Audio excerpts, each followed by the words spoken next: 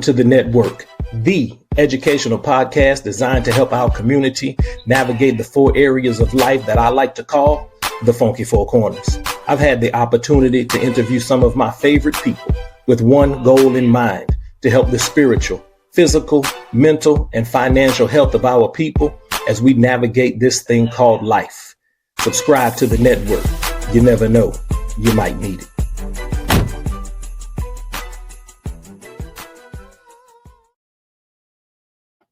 Family, we are back. This is the network, the educational podcast designed to help our community navigate spiritually, physically, mentally, and financially. I am your host. My name is Michael Prejean. Today, in the Funky Four podcast studios, we have a guest who is a powerhouse in the world of psychology, culture, and community transformation. He is a licensed clinical psychologist, the department head of psychology of Xavier University of Louisiana, a Melba F. Martinez Endowed Professor, and a 2024 Faculty of Excellence honoree. His work in Black mental health, masculinity, and higher education is shaping the next generation of leaders in New Orleans and beyond. I need you to put your hands together, your real hands and your virtual hands, for Dr. Brian L. Turner. Man, listen, I'm glad to have you back. I forgot to do this. I always do this. So before we get to flowers, let me do this, man. In the words of the great American poet, Jermaine Cole, I know you say it helps, and I'm not trying to offend, but I know depression and drug addiction don't blend. Reality distorts, and then you get lost in the wind. And I didn't seen the combo take boys off the deep end. One thing about your demons, they bound to catch up one day. I'd rather see you stand up and face them than run away. I understand this message is not the coolest to say, but if you don't try it, I know of a better way. Meditate. So we did those in reverse order today. Usually that's how I open, but I like to put something on your mind. BT, how you doing today, man? Man, look, bro, I'm back with fam, bro. I'm good with you, brother. I am glad to be back. It's been a little while, so that means we've been working. That means we got stuff to talk about. That means we got things that we can deal with, brother. So I'm happy, man. Definitely. I just ended the semester, so to speak. So we good to go. We can flow. The weather has gotten nicer in New Orleans because it got cold here for a minute. We started the year here with a snowstorm, bro. So to say that, hopefully for Thanksgiving and Christmas will be nice and warm. I'm gonna be happy, man. So I'm glad to be back, brother. I know you've been working. I be popping in and watching. So I'm glad to be back in the spot, dog. So let's rock, bro. Let's roll. Where we going? Listen, man. Well, we're gonna start here, man. We're gonna start with flowers, right? We're gonna start with flowers. So what I want you to do right here, man, is we like to give flowers while they can still smell them.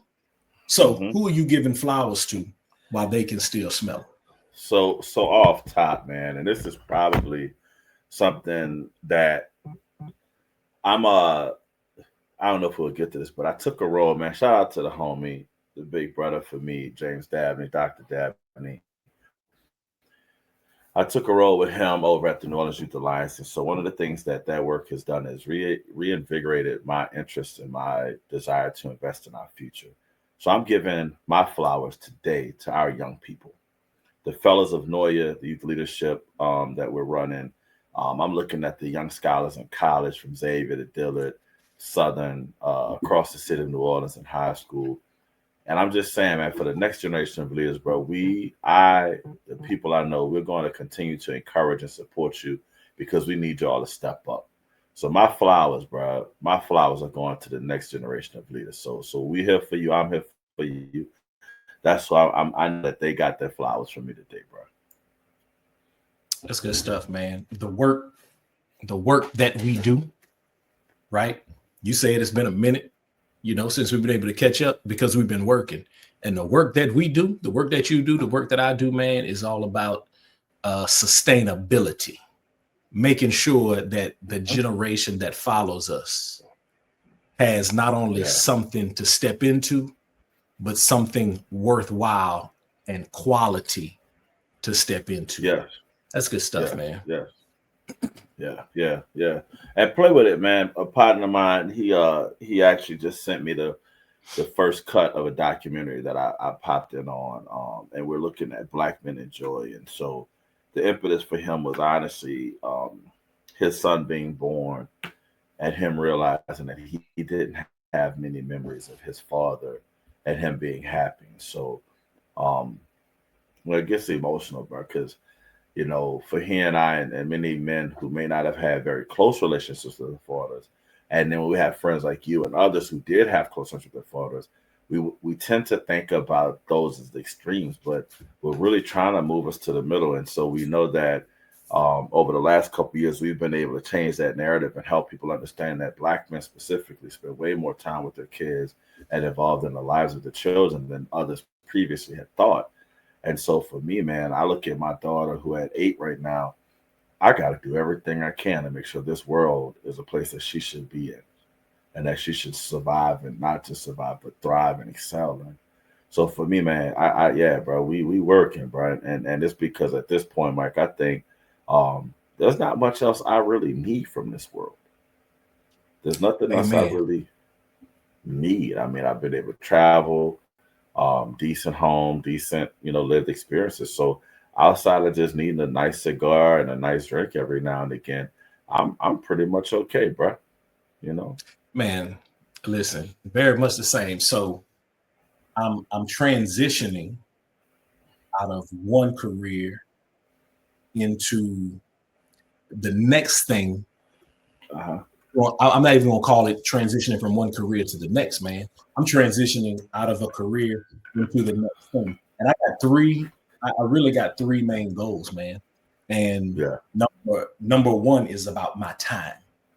I Yes. want my time back because I'm at the age my kids are adults now, right? And one day, God willing, I'll have grandkids. Mm-hmm.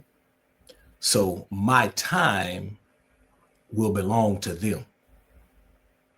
You know what I'm saying? So like Yep. that's the number one thing, man. I want to be there for them. Anything they need, I want to make sure that I'm available for them. You know what I'm Yep. saying? So I want to take the other two things on that list, man, are I want to take my folks. I want to take my mom and dad to Jamaica. Mm-hmm. You Mm-hmm. know, I want to take them to Jamaica. I want to take my family to Africa. Mm. You know, so it's like I gotta take them. We're gonna make it to the continent, but I'm gonna make Yep. sure that all of us make it there. You know, Well, man, you mentioned something. Let's kind of touch on that. The narrative that Black men don't spend time with their kids. So where I am now, well, I think where we are now is understanding narratives mm-hmm. and who crafts them and what they're, you know what I'm saying, what the purpose of those narratives are, man. You know what I'm saying? Right. So like, here's the crazy thing to me, and just jump in whenever, is that these narratives pop up and we take them and run with them. You know what I'm saying? Like we'll take them and run with them and be like, oh man. And Yeah, as a bro. community, you know, be out here, man, just firing strays at each other Mm-hmm. because we listened to the narrative and took it and ran with it. So, bro, you just tapped into probably the one that we're gonna end on this because I know the questionnaire, right? But I actually ask this question all the time. When did we become suckers for nothing? Yeah. Yeah. You know, you were. I mean, man, look, I remember growing up in New Orleans, bro. You could tell a brother something and him not going to check it out and make sure what you were saying was solid. Now, man, we get the first time we hear something, we run with it. We act like, oh, this is it, and when it's the Stephen A's, it's the Jason Whitlocks, it's the Candace Owenses. Now you got the new breed of brothers and sisters who are playing the game of, it's the denigration of the those who are doing the work. And so when we talk about the TikToks and the Instagrams and the X's, I hope you see my comment about X too, Twitter. I You did. know what I I mean? did. I You know, it's did. like we get to the point where why are we not more proficient in understanding that this system is not designed for us to be successful in? Does not mean we can't be, but it means that Right. there are this is the Indiana Jones ideal, right? That every time a black person, a person of color, indigenous person seeks out their tribute or their treasure, there's all these booby traps, right? Yeah. And we can't forget that, bro. But the best way we do it is we need to be informed, man. And so for me, bro, it comes back to something I've been telling my students the last couple of years. I need you to come to Xavier University, Louisiana, and nerd out. I need you to come Yeah. here and be your nerdiest, smartest, most intelligent self, because that's what gets me going. You know, when you come here into institutional higher Yeah, bro. education, or when we're trying to engage, and you're intentionally being uninformed, or you're intentionally being unenlightened, then I struggle with that, and I dismiss folks, bro. You Yeah, know. man, listen. I can't stand somebody who is willfully ignorant. Mm, You know, intentionally ignorant. mm-hmm. Like, come on, man. When I was a social studies teacher, um, man, part of my spiel that I would give my kids every year was part of my job is to help you be an informed electorate. Yeah, That's it. yeah. You know what I'm saying? So if you're gonna go and participate in this experiment of American Mm-hmm. democracy, then let's at least be informed. Mm-hmm. Let's have, especially with my African American studies students, Mm-hmm. let's Mm-hmm. get some historical base. Let's get some facts, right? Yeah, Let's yeah, process. Let's get some critical thinking skills, right? yeah, And yeah. then whatever conclusion you derive, from after you Yeah, have all the facts, whatever path you decide to take, then that's your path. that's But on my you. job Yeah, is to, yeah, yeah, my job is to equip you with accurate yeah, information. yeah. And And I so, would look, always man, tell them, go ahead. I mean, one of my core courses has been research methods. Um, and what I was explaining to my students is that research methods is not about teaching you just to um, do research. It's teaching you to understand research, right? What we have to do is be better consumers of of what we ingest versus what we digest, right? If I just ingest something, I'm taking something in whole. I'm not breaking it down to the most important parts and components. So when I ingest something, I'm probably taking in stuff that can hurt me and kill me. I'm Yeah. taking in things that are harmful to my system. But when I digest something, I break it down to its most like quintessential parts, and I can then, pull away the waste and the unhealthy things and the things that won't help me. When I can discard those, and I can keep the crux of it, the core of it, and that will make me better. But I see, and of course now, man, I look at it when we have to dissect, right? Not dissecting is before we eat something, before we take it in. Now we have to dissect so much, man. So I tell my students, and this is the way I get to, I think, the point you're saying, bro. I said, show me who you follow on social media. Let me see who you allow into your space, into your mind, into your body, into your spirit, because I can then begin to see why you might act and behave the way you do. And so it becomes so important, man, that yes, we have to. And Mike, you know this, man, is that our mentors and our advisors were not always the persons on the front of the magazine. They weren't always the person that was sought after, That's and it. I think that's the travesty of this, bro. I want the Dr. Racklers and Dr. Whites and the Dr. Akbars and Dr. Francis Cress Welsing and Dr. I'm blanking all of a sudden, right? But I want those persons to be the ones at the forefront. those, we have to introduce our kids to those individuals, bro. So, man, I want to ask your thought on this, okay? And it's directly related to what we're talking about here. I remember Dr. Rackley telling us how Dick Gregory would just be hanging out on the campus at Howard, just available for the younger men and younger women to have conversations with them, to share wisdom, to impart knowledge. And then when I look at today, when I look at the adults today, our generation, the majority, because I was in educational athletics, the majority of the interactions I had with people my age were parents of student athletes, right?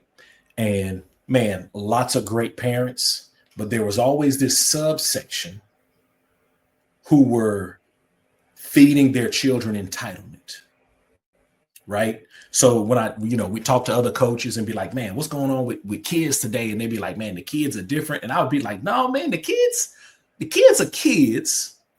I think the adults have changed. Yep. So I prefaced what I'm about to say with all of that. Are today's adults, is there a subsection of cowards among today's adults? And the reason I'm saying that is because you brought up the elders, you brought up the icons. Where's this next generation? Where is this next generation? Or is this next generation afraid to step out there, right? And be like, hey, here I am. Come and see me. This is what I'm here for. I don't know. What you think, man? So I think you just latched on to two comparative things, right? So I think, yes, there is a group of people, and I won't just say parents, that this is an all aboutism time, right? It's an all about meism time, right? It's all about me. I have to eat. I have to get my bank. I got to make my coin. I got to do me, right? Mm-hmm. And I think, unfortunately, that is also served out of a state of emptiness, right? Because they maybe didn't get what they wanted as kids. And one of my examples that I always use is that I remember thinking growing up and hearing people say things, and myself believing for a while that people who didn't have the means should not have luxury, a PlayStation, Jordans, or a nice car. But then as I got older and I began to definitely delve into my own personal development and growth and in my clinical work, I realized that these are still persons who want to have something in life to be hopeful for. And I saw the difference between those who, especially when we talk about sometimes our political expediency, those who are simply hoarding and gorging themselves off of excess and access, versus those who just want to be able to have a taste to say, hey, this is the good in life that you should be able to experience, right? So I think there's a very reality of there are people, and this is the point that we probably should always recognize, that in our society, in the world, there are those who are always going to seek to engorge themselves and simply be gluttons about what things are. And I will say the other side of it, which is probably the more ominous side, is that there are those of us and those who are individuals who would like to endear themselves more, but we're afraid of what that looks like from the liability, from the endangerment, and from a self-preservation standpoint. People do not want to put themselves out there if it's going to cause them ruin, right? So I am very clear about this. I am still a man. Xavier's homecoming just passed, and I have students who ask me, Dr. Turner, were you there? And I love them. And I say, I can't be at homecoming as you all may think I should, because homecoming is not a place for me as your professor per se to be, right? Now, what that means is I'm very aware of a student's desire and ability to enjoy themselves. So If that means that they want to engage in certain activities, I'm fine with that. But I don't want them to change their behavior because of me. I had my homecomings, bro, as a student. We had our times in the undergrad and younger years. So for me, I'm mindful though that it's not necessarily driven out of a lack of a desire to be present. It's driven out of a self-preservation mindset. I don't want to be put into a situation where my character, my integrity, my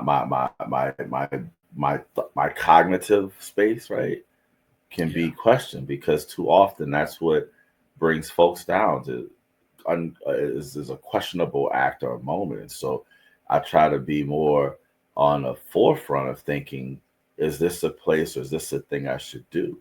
And so for me, man, I think that's the nature of of that beast is, if we didn't have so many people who were simply looking to come up, because a come up ain't necessarily a kid going to the league. It might be filing this lawsuit against you. Yeah. You know, it might be catching you in the bad spot, and now you got to give me something that you won't do because I made a mistake. And then on the other side, I do think people have become way more aware of the fact that there are some pitfalls that you have to protect yourself from. And I think about that, man, and I would even say for my earliest thoughts, man, my mom told me, growing up, she didn't want girls in the house if she wasn't at home.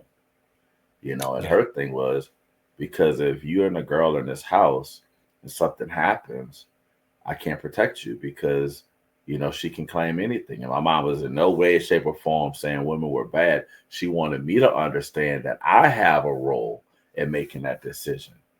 That until I'm in a space where I can be better about these things, she didn't want me to fall in any bad spaces. So I put that in that perspective, that I think people are way more desirous of trying to do the right thing, and so they have to be protective of themselves.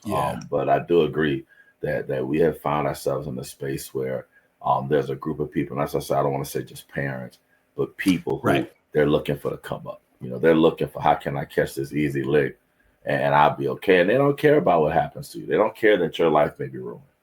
They don't care that you may fall out of the ability to take care of your family. I got mine.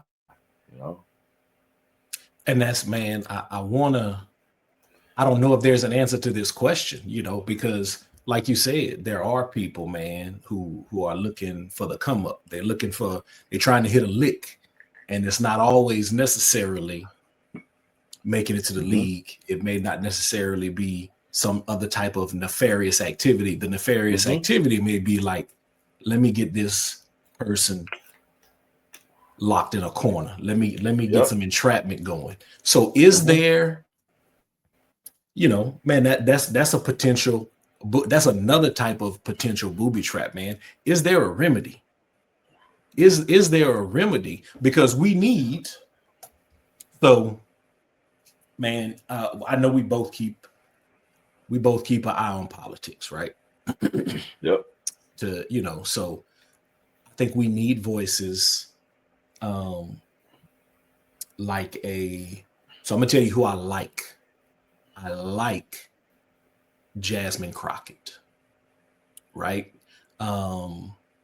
There's many Jasmine Crockett's across the country who don't necessarily have her platform, right? Right.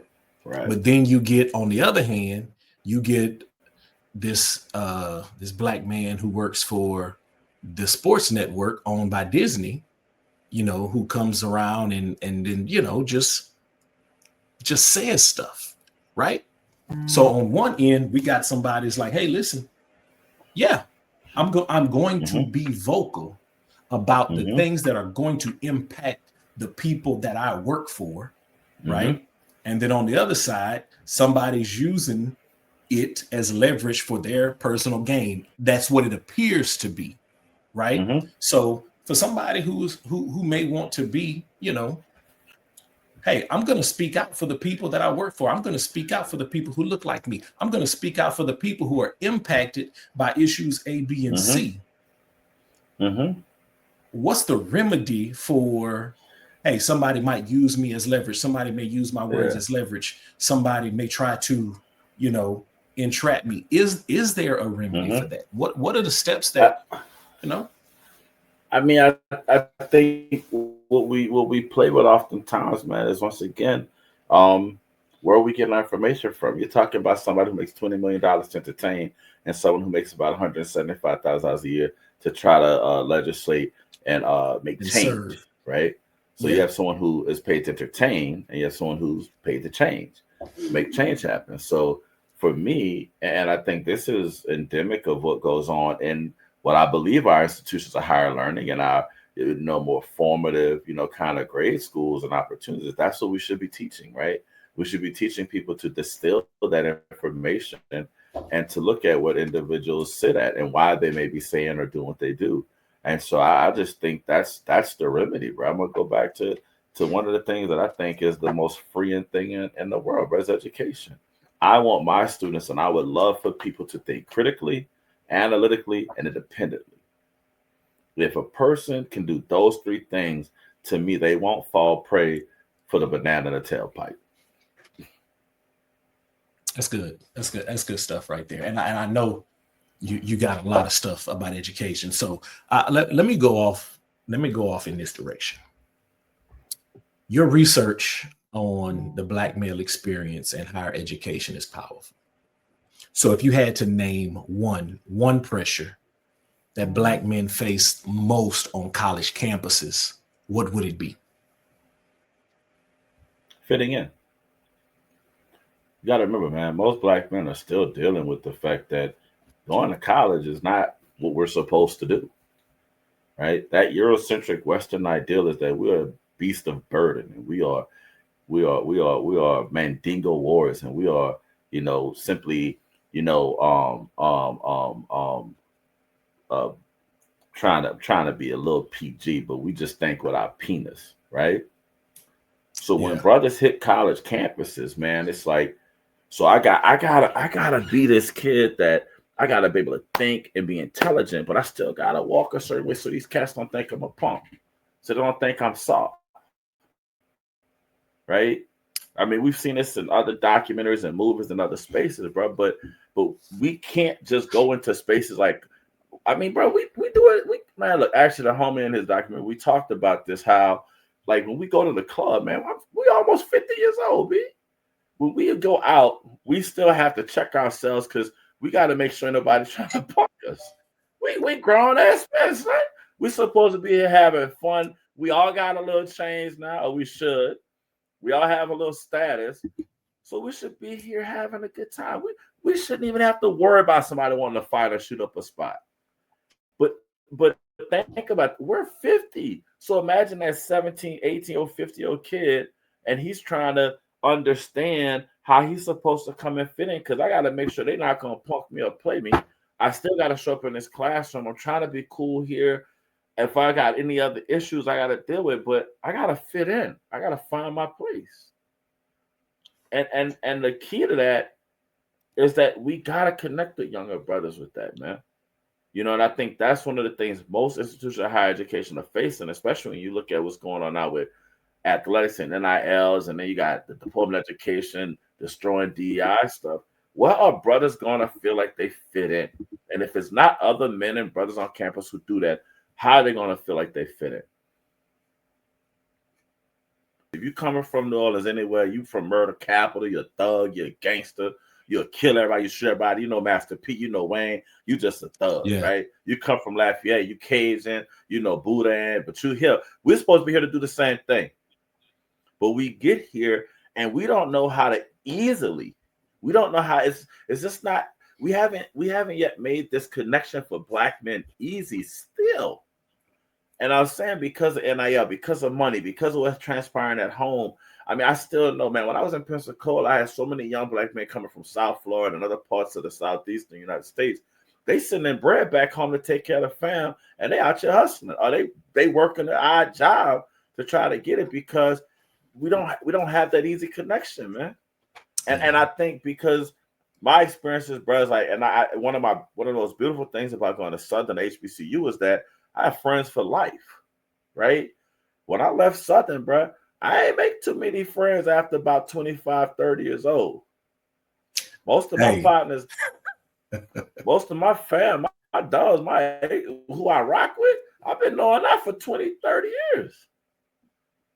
Right. Yeah. And I think about it, because even now, like, bro, like, and I speak the real, because even when young brothers come to Xavier as professors, they looking at me like we beefing. Boy, we as doctors, what is wrong with you? Yeah. Like, we ain't got no beef. I'm trying to get you to the next level, right?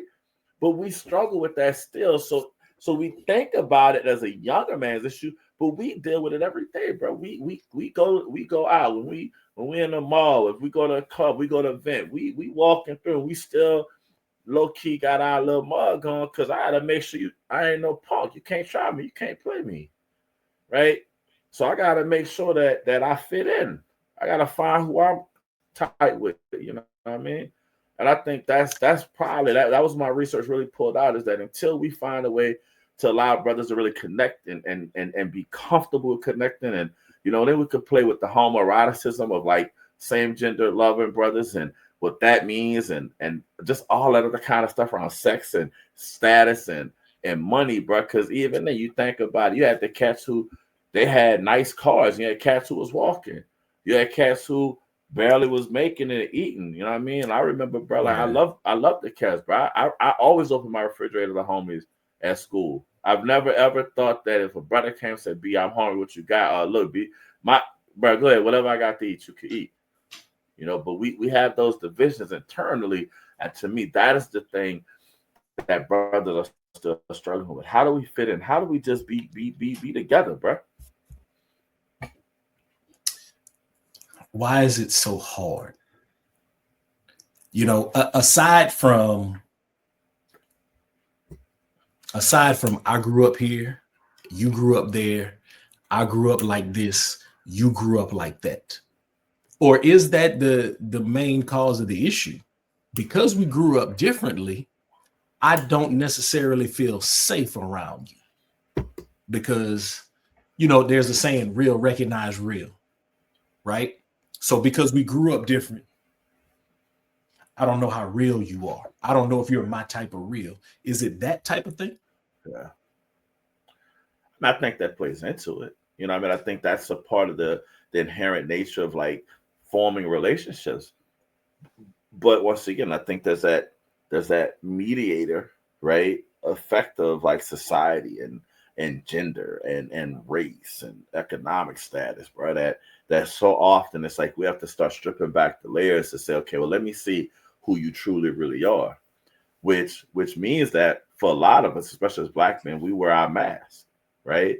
I mean, I work at Xavier, and I love the young men who come there, but most of these young men don't come from terrible environments, right? Yeah. And honestly, most of us don't. Like, if we're really real, we're not a culture of gangsters and thugs and crime, but Right. we may portray such in an effort to protect ourselves, right? And so I think if we could find a way to really create a space where brothers could feel comfortable with just being comfortable, right? Like, just come in and you can be, nobody's going to necessarily judge you. Nobody's necessarily trying to take from you, because we really here to get this education. We're really here to move the community forward. And what I think about, to your point, is when I look at the leadership that we had in Black communities for so long, they had a shared mission. They just did not have the same methods, right? If you look at it, bro, they've been talking so much about Dr. King and Malcolm X's relationship, right? And for so long, they had us thinking that two brothers hated each other. Right. And what did we And find that out? was That never was was the not the case. truth. Never was the case. But they I don't fed know us if you that. And speak so, I don't know. Sitting yeah, right here together. yeah, bruh. You know? And you think about it, that is to me the epitome of what we deal with as Black men, is that we know who they is, will pit us against each other, understanding that if we really did link up and do this the right way, we could dismantle this stuff, right? So to me, it's also sister. And I say this because what I really believe is that in places where Black folk are empowered, that's what we need to be calling out, right? I'm not trying to call out. What's up, bro? What's up? Go ahead. Go ahead. I'm Us. writing. I'm I'm writing not. my question down so I Yeah. don't forget. I know what it's and yeah. So when I was at the University of West Florida, we had nooses and racial epithets and anti-gay epithets written on campus at one time. And I remember the president at the time stating to me that we was just going to have to wait for those people who believe that to die. I said, but Doc, this ain't old people. These are students who did this. These are current students who are in school now in 2007, 2008, 2009 who did this. They're not about to die. And recently, man, if ever you get to come to New Orleans, please visit the TEP Center, the Tate Etienne and Prevost Center, which is a museum and site for the three girls outside of Ruby Bridges. Even though it was four at the time, but they went to two different schools, and so the grouping. But we look back at the fact that we understand that the system was there to keep the division. But what Dr. Leona Tate and what Miss Prevost is doing, what they're doing is ensuring that people understand that history, bro. We can't worry about. We know what the system is supposed to do. We have to reinvigorate our own communities to understand how to reconnect, right, and commit to creating a community that will free us. So for me, that's what I would like to see. I wish we could do a better job of that. I see some people do it, but we need to make that a big deal, bro. That we can strip away the division that the system, i.e. America, has created, and allow us to be community again. Man, that's important. So here's what I wrote down. So the imagery is, so let's say we're watching one of these mob movies, right, or a mob series, and they would have the sit down, right? Mm-hmm. So, and the sit down, these could be, they may not necessarily be friendly at the time, but the sit down was going to happen. Yep. And it was going to be free of violence, and you didn't turn the sit down off. You didn't turn it away. You showed up. When you were called to the sit down, you were called. So I wrote down on my sticky note, confrontation, because sometimes a sit down can be confrontational. Are we afraid of confrontation, or is it that we don't know how to handle confrontation? Mike, you know this because you was in the classroom. Most people cannot handle confrontation because they're too afraid that they'll be made to look soft, right? Yeah. And so Dr. White in his work when talking about Black Psych talked about the need for confrontation, that it is easy for us to be mad at and want to confront and fight the person next to me that look like me. We don't want to confront the real thing, right? So in that same vein, if we took and made confrontation something that was less life-threatening, right? So to the point, the sit down was always about, hey, something's going on that's threatening what we do, our lifestyle. So the confrontation about what's going on is to resolve it, right? I tell parents all the time in therapy, the two things I need kids to see you do is resolve conflict and deal with confrontation. Problem solve, right? That's what dealing with conflict is about, problem solving. So we have to figure out a way. How do I problem solve what the hell is going on that's causing us this disarray? And how do I deal with conflict? We're going to have conflict. We're people. We're human. So I cannot shy away from it. I don't shy away. I welcome confrontation. I welcome conflict because it lets me know you have a brain. It lets me know you think. It lets me know you feel. Yeah. If someone agrees with me all the time about everything, I'm scared of them because I think at some point they're going to cut my throat in my sleep. There's no way we can agree about everything all the time. Right. So yeah, bro, I think that is endemic to what plays out is that all too often people I'm just not going to say nothing. I mean, that's what we do politically, right? That's what's happening. That's what we do. Party. That's what we do. We've decided that I would rather go along to get along as opposed to say, hey, I'm not okay with that. And before I say yes, I need you to convince me, show me the evidence about why I need to go along with that, right? Or if you can't, then I'm gonna have to say no to you. You know, but now, man, and Chuck D said this in Hip Hop Beyond Beats and Rhymes. He said we got too many black folks who just want to be rich niggas. You know, they just, that's it. So they go along to get along, bro. Oh man, there's so much. That's a loaded statement. And listen, we need folks with money, but this is what my line brother told me one day. Shout out to Jabari Morgan. He said, "The Lord blesses me so I can bless others." Mm-hmm. You know, he's like and he told me this years ago, man. He's like, "The Lord blesses me so that I can help people do ministry." Yep. You know, and that's what, you know, that's the purpose of having resource, right? So that you can cast your bread upon many waters, man. So this is what I want. Mike, let me ask you a question. Wait, let me ask you a question. How many of our rappers and entertainers today are funding political movements that will help our communities? Can I be real with you? Yeah. Man, there's not one that I can name. I'm sure there is somebody working behind the scenes, but there's not one that, you know, because I'm gonna be honest with you, man, I get a little frustrated listening to them, you know, listening to the Ice Cubes, you know, who I still listen, you know, to his music. He's an icon in the community. He's done great things, but it appears as if once people in our community get a certain level of money, then there's disconnection. I'm not doing that political stuff. You know what I'm saying? And here's why, Mike. Here's why. Yeah, here's why it's important.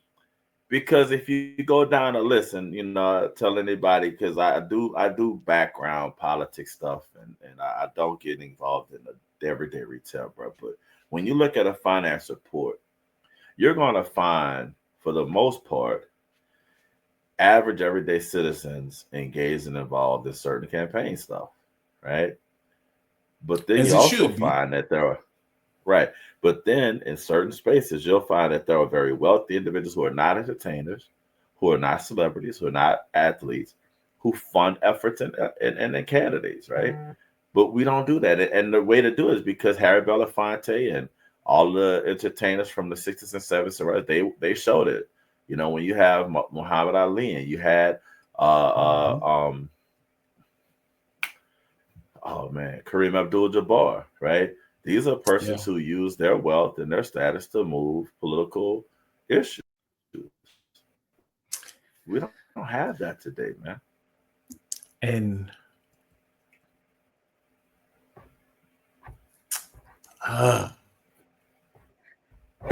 oh man, it's so there's so many layers to that conversation. I want to go here before I forget about it.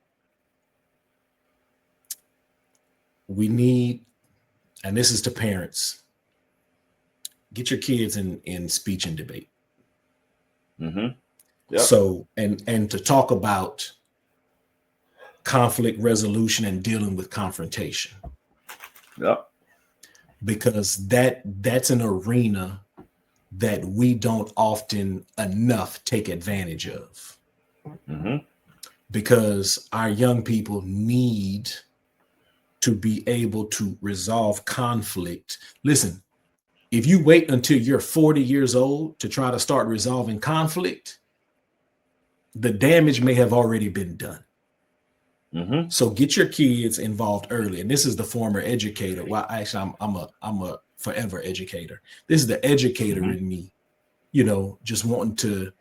I don't care if your kids don't want to do it. I don't care if they don't like it. I don't care if they don't like the kids that are involved in speech and debate. They will like it much more because here's the thing. We love speech and debate in the barbershop, on the internet. You know what I'm saying? In the hair salon, on the internet, at the barbecue, at sitting around the table, playing spades and dominoes. We love it but there's also an art and a science to it Yep. that we have, in my humble opinion, an obligation to help the next generation Yep. prepare. Because Yep. when I taught my African American studies class, I would wait for this statement to come out every year. It would usually come out around week 5 or 6. Because of white people, I would wait for that to come out. And that was when, like, okay, now they're hooked. Mm-hmm. Now we're going to teach you to think critically. Because that answer, that doesn't fly anywhere. That answer doesn't fly anywhere. So Yep. now let's do some research. Let's learn how to craft some Yep. arguments. Give me some evidence to your response, Yep. right? And then, man, we got to the Yep. point one year where I had my kids writing an essay on reparations, and Yeah. they were just like, "Man, coach, can we just do one of those evidence and response worksheets? Because I'd rather craft it like that than have to write this essay." You know, so I'm like, no, we're gonna write this essay. But man, we got to be able to resolve conflict much better than we're doing today. Because just to kind of circle and bring this thing all the way back around, because there are booby traps and the kids know it. Yep. The kids know it, man. Like, and I'm talking about, I worked in high school for years, and they're coming into high school, they are not unaware of the challenges in front of them. Right. So we have an obligation to prepare and equip them for whatever's next. Listen, you are in the network. I'm your host, Michael Prejean. I got the hood head doc, Dr. Brian L. Turner. And listen, man, we just been chopping it up, talking about the Black male experience and higher education. And a lot of times Black men go into the arena of higher education with an identity crisis, not really sure who we are when we enter into that arena. So y'all tap in. Let me put his information up here on the screen, man. Y'all tap in. Y'all follow the NO Jaguar 504. That's NOJAGR 504, man. Y'all go and follow Dr. Turner so you can know what he's got going on. Doc, let's do this, man. We're about 47 minutes in. So let's I'm gonna ask one more question, man. Then we're gonna get to the funky four corners, which is really the epicenter of the network. So let's clear up one misconception about mental health. So let's just do one, because I'm sure there's a lot of myths out there. So what's one myth about mental health that you want to clear up today? The biggest myth that I would clear up today would be that you can, at any point in time, avoid taking care of yourself. Do not hand over to anyone else via drugs, alcohol, sex, work, or food your wellness. Be your own captain of your mental health. Be your own master of your mental health. Take your time. Figure out what it takes for you to be healthy, for you to be well. And those things that don't, get rid of them. Matt, this is just a generic question that people tend to ask. So I'm going to ask it. Why do people just give up that personal control? You know, Mike, I would say for me, what I've seen, there's a point where if I let you do it, then I don't have to be accountable for it. Right? I think about our kids, right? You know this, Brian. And you know, man, look, let me take personal right quick. I always think about how I see these opposing poles in our friendships and relationships, right? So my daughter's 8, your kids are grown, right? So I need to talk to you about how to get through the next couple of years, right?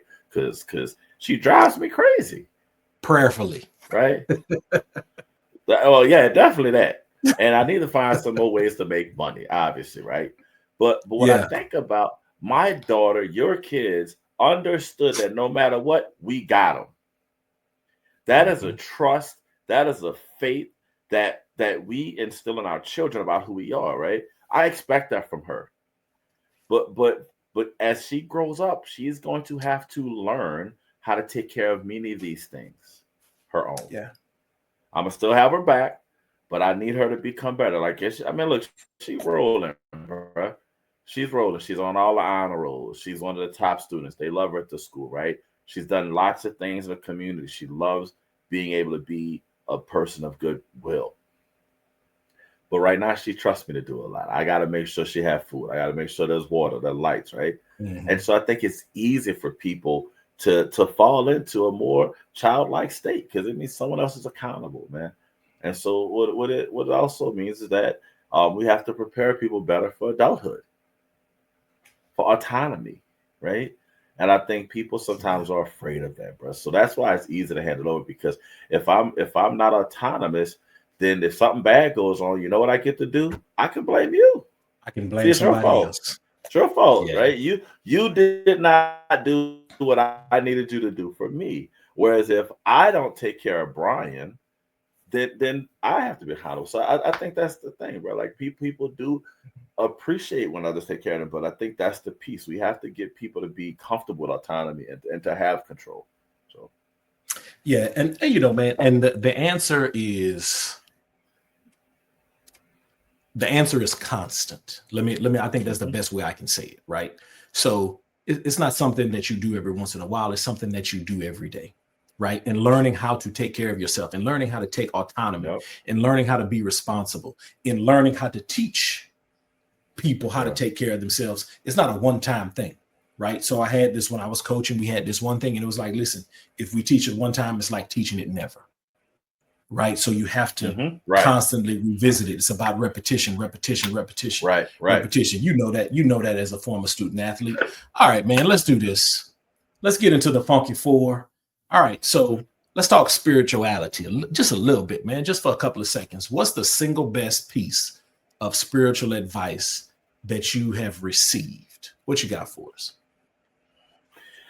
Always speak life, prosperity, love, and success into your world. What you speak shall be your God. Isaiah 18:21 says, life and death is in the power of the tongue. Those who speak shall eat the fruit thereof. Speak life. Stop speaking death. Stop speaking failure. Stop speaking these things that are antithetical to who you are. Speak your greatness. Speak your excellence. Then walk in it. Live in it. Enjoy it and appreciate it. You know, man, I don't think I'm going to just encompass all of us who are living, walking, breathing. I don't think we really believe that. Because when I tell you, man, we be saying whatever. We be saying whatever, BT. I don't know, man. I don't know. I had my class laughing today, bro. In class, I said, look, man, any woman I ever dated, if she not with me now, that's her loss. Hey. They dying laughing. I said, I'm just saying. I said, now maybe she went on and got married and is happily after, but she gonna have a little part where, but what if it was Brian? Hey, that's what I believe. Hey, if you don't, anyway, let me not go over there.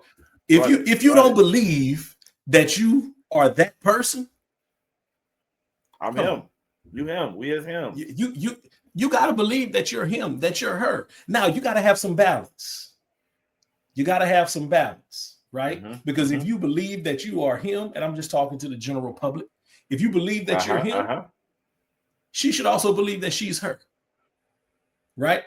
Now, the coming together of those puzzle pieces, you got to understand the puzzle pieces got to fit together. Here, so it become his and hers. Yeah. But if those puzzle pieces don't fit, it's all good. How can you can't say she's not her?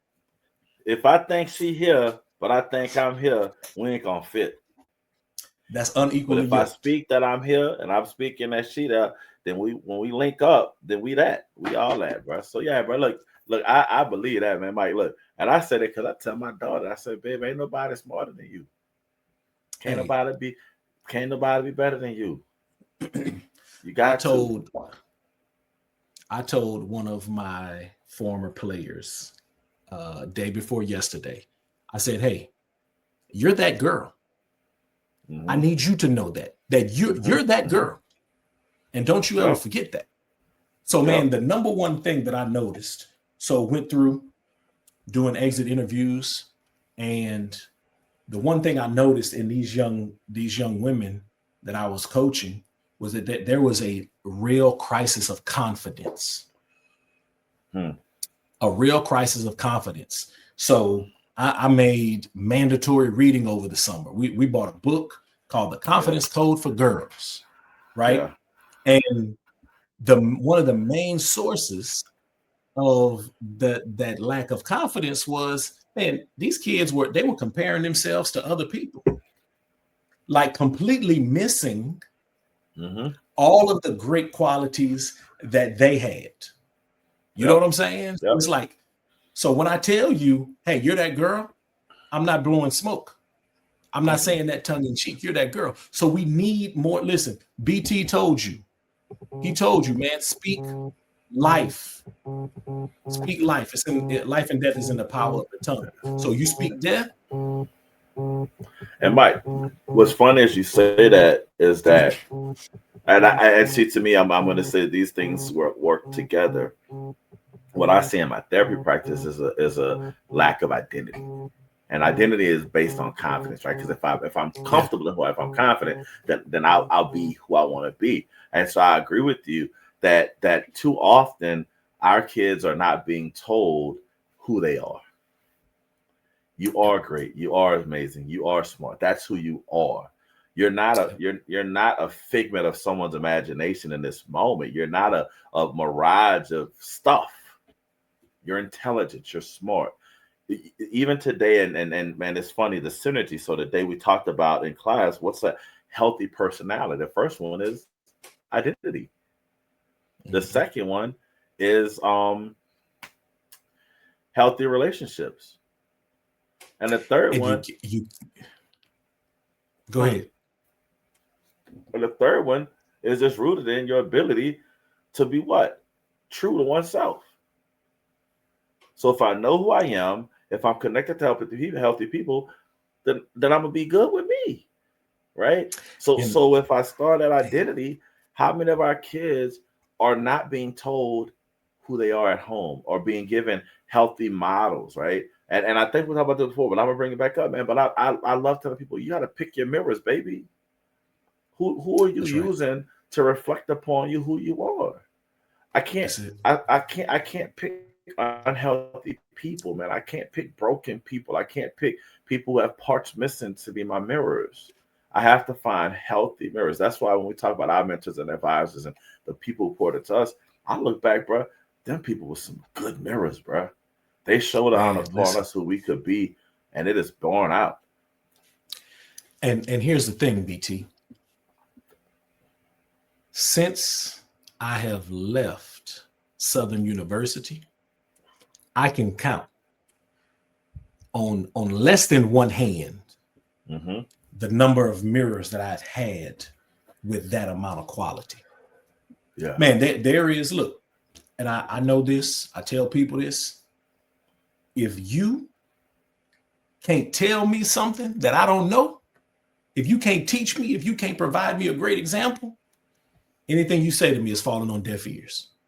Yeah. No matter what your title is, no matter what your title is, because of, Yeah. man, listen, because of the way I was raised. And look, flowers, let me give at MP Moss, man, let me give Carlton Handy his flowers, Yeah. right? Pulled me aside one day, and all he had to say was, man, you know better than that. You know what I'm saying? At Southern University, Dr. Reginald Rackley. I used to show up. I've told this story before. Had a Tuesday and Thursday, 8 to 9:30 class. Man, I wasn't trying to show up at 8 o'clock. I'd show up about 8:30, 8:45. He pulled me aside one day and said, Brother Pray John, you could be an A student if you wanted to. Man, that was the first time somebody ever said that to me. I was in college, BT. Now I know the standard my parents set for me, but somebody outside my classroom, I mean, not outside my classroom, somebody outside of my home environment. That's the first time somebody said, hey man, you could be this. Man, come on. All right, BT, listen. Let's talk about physics, man, because we could go and on and on. Physically, man, what's the best physical advice that you've ever been given? Oh, say it one more time. Stay in the gym. Stay in the gym. Stay in the gym. Stay in the gym. Stay in the gym. Stay in the gym. Stay in the gym. Now, even when you don't want to go, you go. You do something. You gotta build your body to proverbially last forever. Now, I say stay in the gym. That also includes the other stuff, right? Eat healthy. I know I'm smoking a cigar, but I don't smoke every day. I don't smoke a whole bunch, but it's a part of my leisure. Reduce your alcohol consumption. You know what I mean? Bro, Mike, I wonder about this, bro.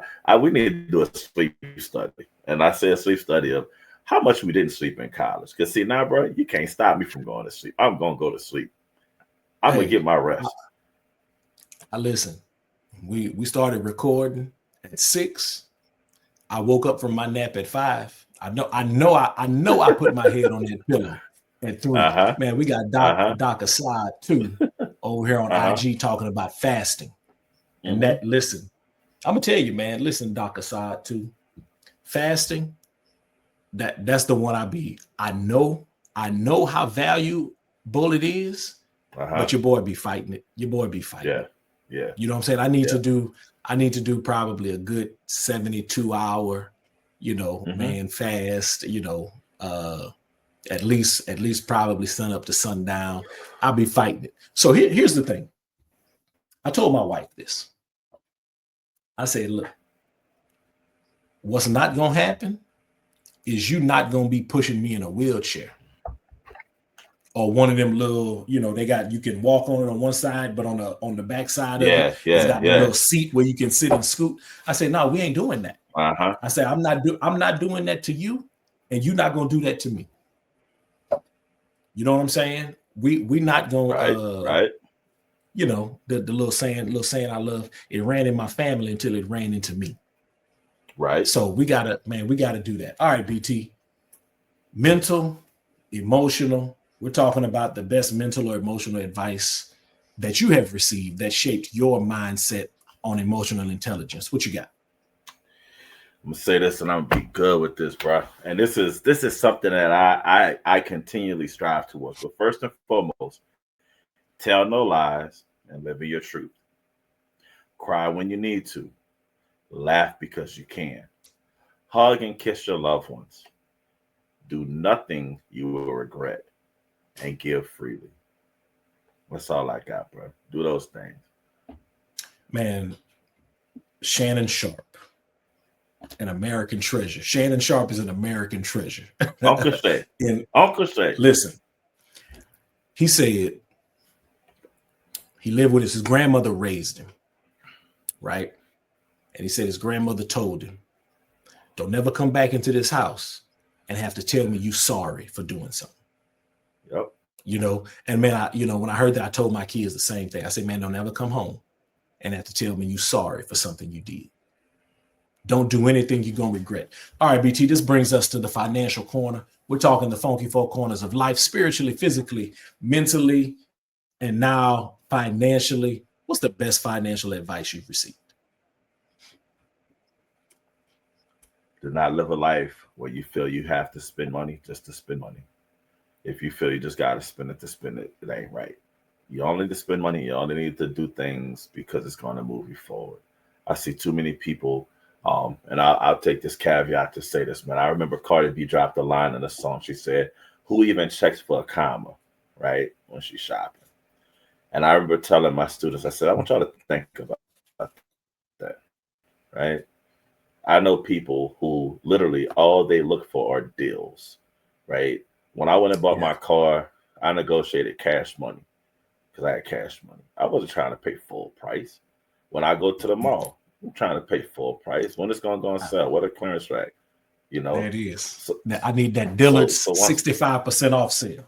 yeah, bruh. So for me, and I think this is a cultural kind of thing, but we got to get people. And my advice would be to make sure that when you're spending money, it's gonna better your life.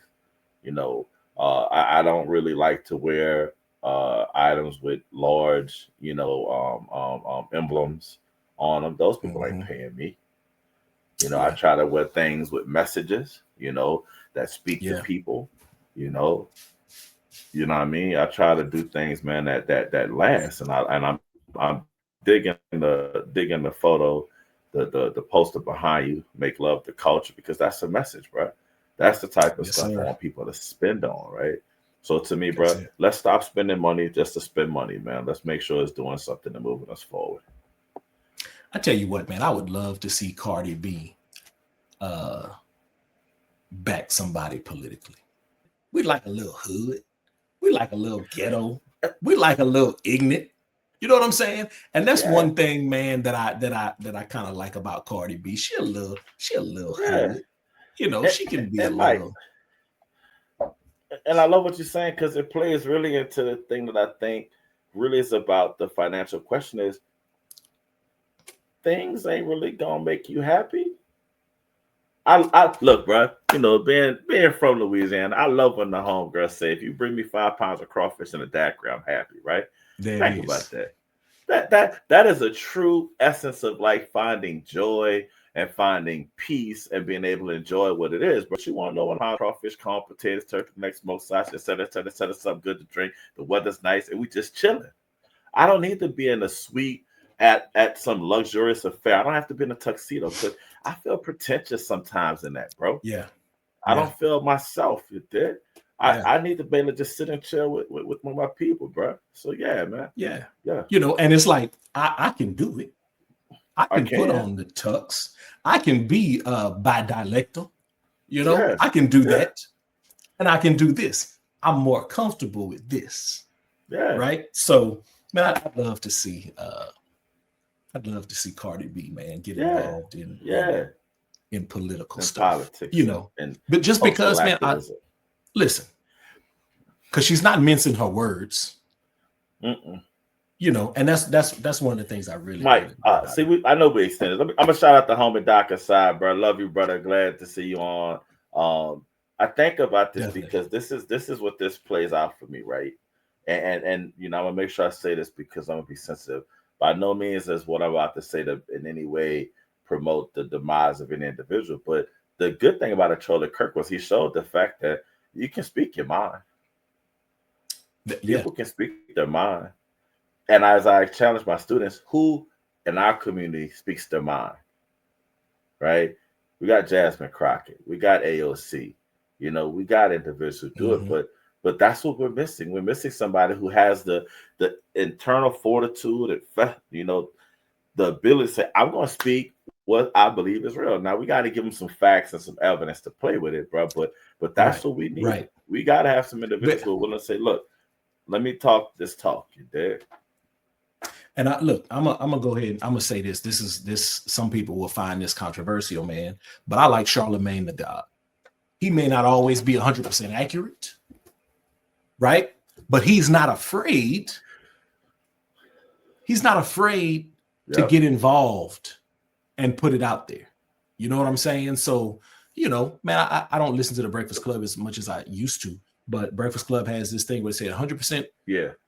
righteous, 50% righteous, 50% ratchet. And I always say that's 100% accurate because that's Yeah. exactly that's exactly what it Yeah. is, man. Yeah. So, And, yeah. and you know what I give Charlemagne a guy credit on in the last couple of years of his work? When he's incorrect, if he oversteps, he comes back and corrects. Yeah. He'll own up to it Yeah. and he say I was wrong. And that's what I can appreciate about what that brother has been doing is that he will say what he feels, thanks in the moment. When he gets better information, Mm-hmm. change. That is actually a dynamic that we don't tend to see a lot of times with people in his position. If they say something, I'm saying that that's what it's going to be. That's it. And I appreciate him for saying Yeah. that. And so for me, because I know people are critical of him, but I'll say this: when it's election time, anybody who is somebody, they're on the Breakfast Club. Yep. You know what I'm saying? That So is. that lets you know that there's some influence and some Yeah. sway there.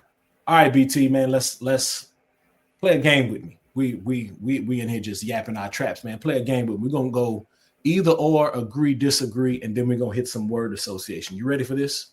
Rock with it. Rock with it. All right. Clinical work or research? Research. Research. All right. Therapy session or a classroom lecture? Therapy. Okay. Session. All right. So silence during healing or dialogue during healing?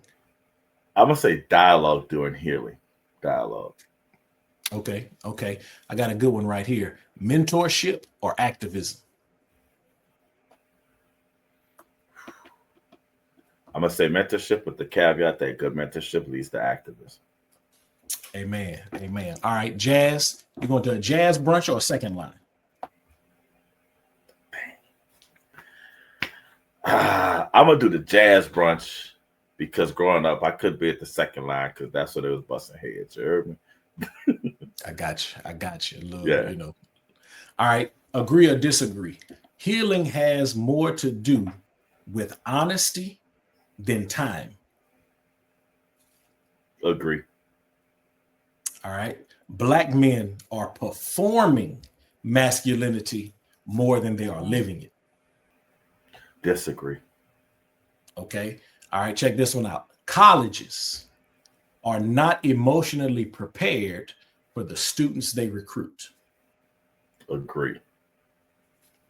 All right. Stigma, not access, is still the biggest barrier to mental health. Agree. Education is still the most powerful weapon that we have. All day, every day. Agree. There it is. All right. Let's do a little word association. All right. Faith, Love. manhood, Peace. New Orleans, I just had this whole sentence just went. Fun. HBCUs. Wakanda. Yes, sir. Healing. Insight. Okay. And then last one right here, legacy. Longevity. That's good. That's good. All right, let's give those who are watching or listening to this, who will be watching or listening, let's give them some good medicine, man. What's one thing you prescribe to listeners that's been life-changing for you? What you got? Man, look, I got three. I hate to do this, but LaRussell, Lareezy, William Murphy, the Just Shall Live. Listen to all three of them in that flow. I love LaRussell. Mm-hmm. And here's the crazy thing, man. My brother don't like him. Like, we'll be somewhere, man, and I'll be on the aux or whatever. He'd be like, man, don't put that LaRussell on. I'll be like, come on. Like, come on, man. Man, I've been on LaRussell for a few years, man. Love LaRussell. Yeah, good music, bro. Good music. Lareezy is a little homeboy from New Orleans. Lareezy is a little homeboy from New Orleans. So if you ain't heard about him, bro, the boy tanned it up. Good music, good lyrics, good everything, bro. Just do that. I should have said D1 too. D1 just dropped this compilation with Man and Fresh and Juvie, bro. But yeah, bro. Just bro. Yeah, Lareezy. I've touched some Lareezy, but not. I ain't gotten deep into it yet. Man, like D1, you know. Yeah. What do you say? Excuse me. I gotta let the Most High use me because God working on me, but He also working through me. Yeah, like D1. And Willie Murphy. Yeah, man. I've been on Willie Murphy for a minute as well, man. Love some good William Murphy. All right, BT. Man, this brings us to the very last thing in this episode, man. We call this You Didn't Ask. You didn't ask. So what is something that listeners did not ask, but you're going to tell them anyway? What you got? We have got to teach and learn the history of indigenous Black and brown people. If you ain't doing it, go get on it. Look, and I'm going to say this. Don't rely on your public school system to teach these things. Okay? And I'm telling you this as somebody who taught this in a public education setting, because there is a very active and lively movement to get rid of it. So, mamas, daddies, brothers, sisters, aunties, uncles, you know what I'm going to do? Man, I'm going to give you somewhere to start. There's a deck of cards that you can buy with all these historical figures on it. So what I want you to do is I want you to go get that deck of cards. I can't remember what it's called, but just look it up. And I want you to play the game of matching. Remember how I used to turn all the cards over? Mm-hmm. Used to call it memory. Memory. I want you to play a game of memory and learn about all of those historical figures. Learn the history of Black, brown, and indigenous people, because there's a lot more there than you would ever realize. Man, listen, BT, before we get out of here, man, talk about Baba Nelson Mandela. So, brother, we done tapped around this all day long. So it's so funny, all synergy and what we play at, bro. But Baba Nelson Mandela said education is the most powerful weapon which you can use to change the world.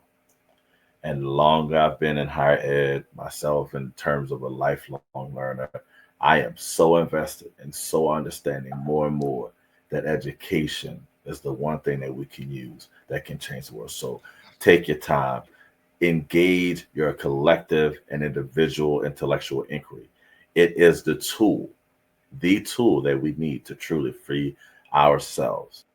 Don't mean you got to go get the degree, but learn, read, engage each other, push each other, tap into intellectual inquiry. That's good, man. There is a passage in the Christian Bible that says the people perish for lack of knowledge. And that's one of those that we will call that a universal principle. That's a universal principle. Mm-hmm. It's timeless. Mm-hmm. That is a timeless principle. BT, man, like you said, man, it's been too long. This is the network. Before you dip out, I need you to hit like. I need you to subscribe, smash that bell so you never miss an episode. Doc Assad, I got your email address. I'm going to hit you up real soon. If you're listening to Apple Podcasts, drop us a 5-star rating for a quick review. It helps us grow the network community. Follow us on IG at podcast_with_Prejean. Check the show notes for good medicine and the advice you didn't ask for, but we gave it to you anyway. Again, this is the network, your spot for elevating mind, body, spirit, and finances as we navigate life together. Subscribe to the network. You never know. You might need it. I'm Michael Prejean for the Hood Head Doc, Dr. Brian L. Turner. Until next time, y'all make love the culture.